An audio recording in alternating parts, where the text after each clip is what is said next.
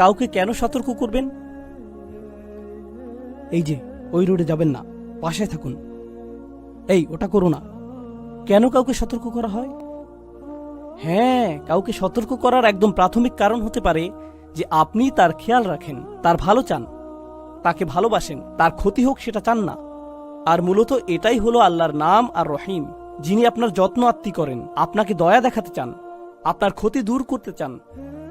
আপনাকে যে কারণে পাঠানো হয়েছে, নবীজি সাল্লাল্লাহু আলাইহি সাল্লামকে যে কারণে সতর্ক করতে পাঠানো হয়েছে, তা হলো এই সতর্কবার্তা খোদ আল্লাহর এক দয়ার বহিঃপ্রকাশ। যেমন ধরুন, কিছু মানুষ অভিযোগ করে কোরআন কেন জাহান্নামের আগুন নিয়ে কথা বলে। আমি বলি, আমরা সম্ভবত এটা পরিষ্কারভাবে চিন্তা করছি না। কেউ যদি আপনাকে ঝড় বা বন্যার ব্যাপারে সতর্ক করে দেয়, আপনি কি বলেন? তুমি কেন বন্যার কথা বলছো? বন্যা তো অনেক খারাপ, আমার মন খুবই খারাপ হয়ে গেল, আমার সাথে আর কথা বলবে না। আরে তুমি তো মারা যাবে।